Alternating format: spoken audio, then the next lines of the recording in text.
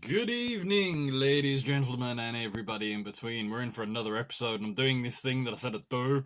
Talk about music. The page is listed as a music page. The artwork is music. I haven't spoken about enough music in a while now, so it's time I finally actually spoke about something that I've been listening to, and I'll promise that I'd get at least one album review out a week, something that has caught my attention, maybe something that's a little underrated by a certain band, and today's band that I'm speaking about is the eponymous Guns N' Roses. Take note that I still haven't changed the t-shirts, and Painkiller's always hanging around. I love Painkiller, just that album, such a great album. But today I'm talking about Guns N' Roses, specifically Use Your Illusion 1. For those that aren't aware, Guns N' Roses put out several albums of their career, the most notable of which is Appetite for Destruction. And while I'm sat here and I can see it's like visually there, let's put, it's Guns N' Roses themed episode, we're going to put Appetite for Destruction at the front here, so you can keep Guns N' Roses in mindset. That is a great album. That is a classic album. Nothing can undo that album. But what more? What beyond Appetite for Destruction did Guns N' Roses release? People know the singles. People are familiar with songs such as Knocking on Heaven's Door, November Rain, Civil War. Great songs in their own right, but what about specifically the albums? Now, Guns N' Roses released Appetite for Destruction way back in 1987. The follow-up would not arrive until 1991. In fact, it was around September of 1991 that Use Your Illusion 1 and 2, originally meant to be released as a double set, which were then sold separately, possibly on part of the record producers. Very hard to say. The record companies love their money. Whatever they can do to get their money, claw it out of them. But a band that hadn't really put out any material in so long is testament to the strength of this first album right here. Now, there was a small EP release between that. In the Guns N' Roses early days, they released a 4-track little EP called Live Like an Uzi Suicide, or Live Like a Suicide as I read it. I'm a little unclear on that one, which would then get stapled with 4 acoustic tracks and bundled together, known as G&R Lies. Most famous hit single off that would definitely be Patience. But there was also a lot of controversy around the song One in a Million, as a certain word gets used by Axl Rose in that song. No one seems to talk about that anymore though, so it's perfectly fine. But Use Your Illusion 1, and yes, I found some sunglasses to wear. If I'm going to talk about the music, I'm going to wear the sunglasses. So Use Your Illusion 1 landed in 1991. This album was recorded very close to when Metallica were doing the Black Album at the time, and as I said, it was released as a double set. The first of which is what I'll be speaking about, Use Your Illusion 1. Now, sadly, I do not have a hard copy to hand. I used to have a hard copy, but it was taken from me by someone. You know who you are. But I was listening to this album last week, and I re-listened to it today, and there's something about this album. I enjoy listening to this album. When pressed, I usually go to Use Your Illusion 1 over Use Your Illusion 2, and it's simple. Use Your Illusion 1 is more of a hard rock album. It's a bit more guttural, it's more in your face, it spits more venom, so to speak, and you can hear the sound of a band that has matured. They are no longer the rock and roll outlaws on Appetite for Destruction at this point over. They've been around the planet, they've met their heroes, they've played with their heroes, and they've outperformed their heroes. They're a band that are high on success and are looking to take their sound to the next level, experiment with different sounds and see what they can come up with.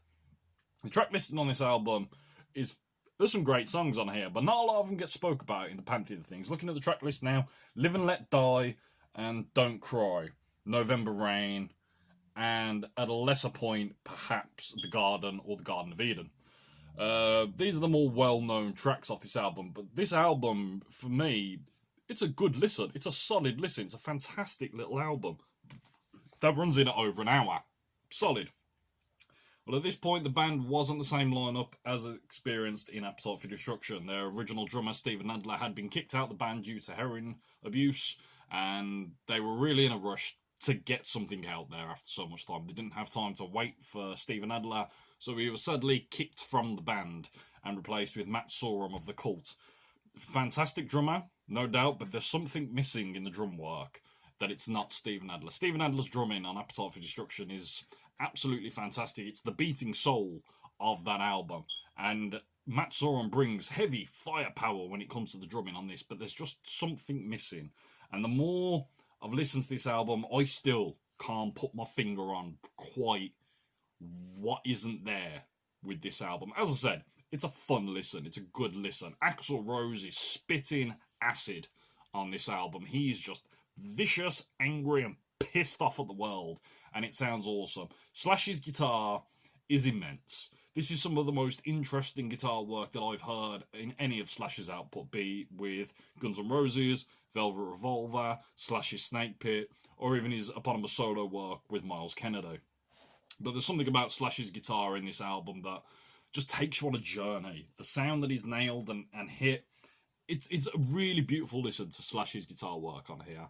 I'm a little unclear on who was playing rhythm guitar at this point. You had Izzy Stradlin was the original rhythm guitarist for Guns N' Roses, who left at a certain point.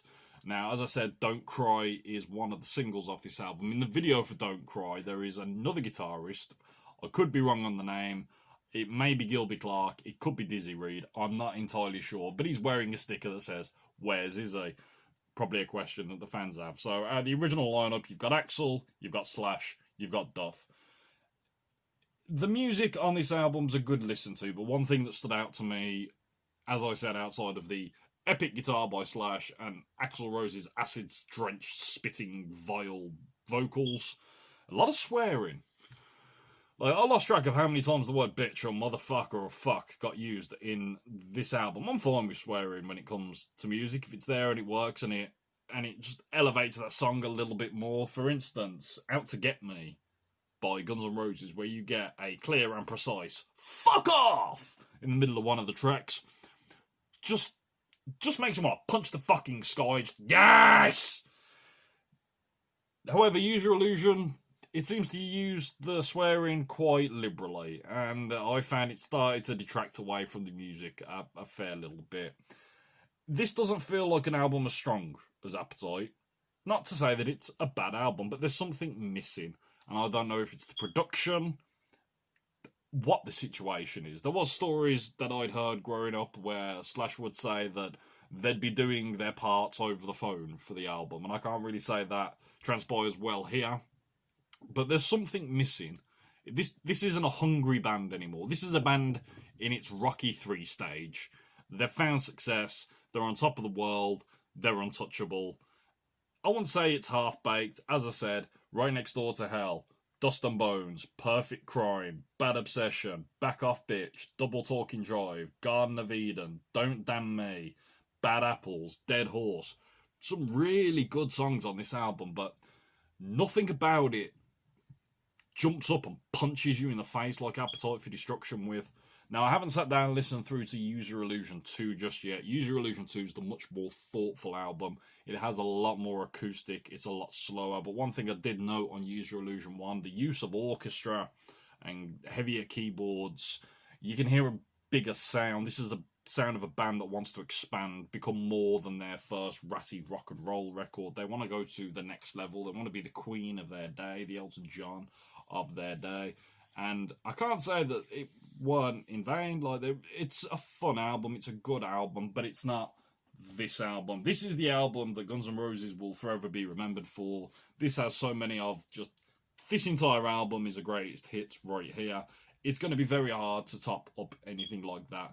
And that's not a testament to the music that they've created. Most bands, it's very hard to follow up a record that lasts the test of time. Back in Black by AC/DC, for instance, is a truly monumental album. And nothing they've really put out since has matched those heights. Not to say that they're bad albums, but every now and then, it's lightning in a bottle. It's an album that just makes you go, yes, you feel it, you love it. I had to move in there because I couldn't tell if I was recording or not. Apparently I am. But Use Your Illusion 1 is definitely thoroughly worth a listen to. It's worth 63 minutes of your time. There's some stuff I find myself skipping on this album. Not a lot, but there's bits here and there. Like, for instance, I don't need to hear Live and Let Die again. I've heard that a lot. I don't really have a problem with bands doing cover songs. You have Live and Let Die is a cover on this, and I do believe Use Your Illusion 2, Knocking on Heaven's Door, is also another cover. So each album has a cover. I find that a little bit of a cop-out when there's no covers on your original album and it's a beast from start to finish. But you're in a band, you have the rights to do what you want. If you want to cover a song. I've got no problem with the band covering their song. But after listening to this album thoroughly, and I'm going to sit down and listen to Use Your Illusion 2 tomorrow, I can't help but feel that there could have been fat trimmed from both of these albums and merged it together to be something that probably could have been and should have been more special than it was. But in 1991, Guns N' Roses were untouchable. They were the biggest band in the world. You could smear Guns N' Roses on a piece of shit and you would have been able to sell it because they were that big of a band, and rightly so. Guns N' Roses were the band that turned me from chubby little kid in shell suits to what you see here now happening in front of you. All of this. Recommend that you listen to this album. Listen to everything Guns N' Roses did. Go from Appetite to GNR Lies to Illusion 1 to Illusion 2 to the Spaghetti Incident to Chinese Democracy, and hear how the sounds have evolved. Chinese Democracy is nowhere near in the same league as Appetite, Illusion 1 and 2, and GNR Lies for me. For me, that's a trinity of 4 albums. And most people, they do look at a band like this that have been around for as long as they have and question why such little output. And at the end of the day, when you've got something that's as timeless as this in your back corner and some solid tracks off at least 2 albums that followed, you have a career. Most pop artists put out 1 or 2 hit songs, and then that's it. You'll never hear from them again until maybe 10 to 15 years later when a reunion tour happens and nostalgia kicks in and everyone starts remembering that one song that they heard back in the day that they truly love. I'm going to buy tickets and albums, greatest hits immediately. That's kind of the case for Guns N' Roses. They are a legendary band, and it's rightly earned. Their music punched me in the face when I was 12 years old, and I haven't looked back ever since. If an album that can change lives is this right here, and Use Your Illusion 1 is the sound of a band that's trying to evolve and become more than what they are perceived as.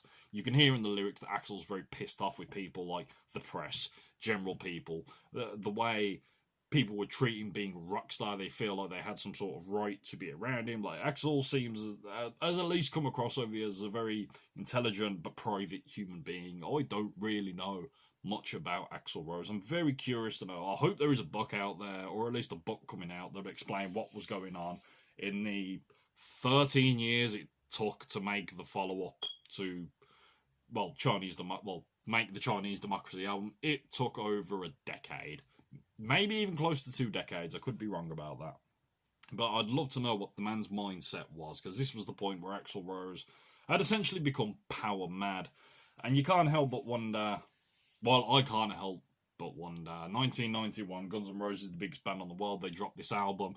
All of a sudden, boom, grunge hits, alternative hits, and the whole scene changes very much so. Axl Rose always struck me as a very sensitive human being. It would be very interesting to know more about behind this man's mindset. I've read books by Duff. I've read books by Matt and Slash. I've read many interviews with Izzy and Steven Adler. But the voice of the band is still something of a mystery to me. But as I said, I'm going to give Use Your Illusion definitely 1 thumbs up. I ain't even figured out a rating system yet, but a thumb up is better than a thumb down. This one gets 2 thumbs up. And some of this. This is an official rating system though. So I'd say if you've got a little spare time, you want to listen to some hard rock music that you haven't probably listened to before, or things that have gone past you, pop Use Your Illusion 1 on and give it a chance. See what you think, and tune in next time for when I talk about something else. We'll see. Take care.